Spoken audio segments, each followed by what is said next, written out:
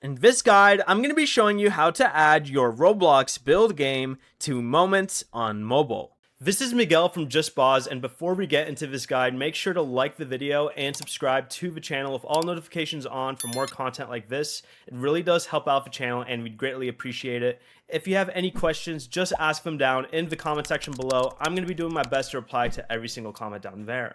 Begin by opening Roblox and going to the Build tab, selecting your game, and tapping Playtest. And while playtesting, go ahead and open the in-game menu in the top left and tap Captures. Start a video recording and record a short clip of your game, then stop the recording when you are finished. Next, go ahead and leave the game and search for Roblox Moments on the search bar. Once you search for it, select it and tap the play button.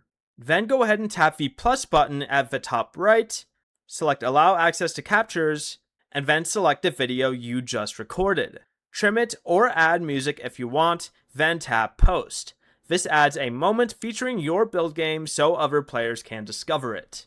Before you leave, remember to like the video and subscribe to the channel with all notifications on for more content like this. It really does help out the channel and we'd greatly appreciate it. And if you did have any questions, just ask them down in the comment section below.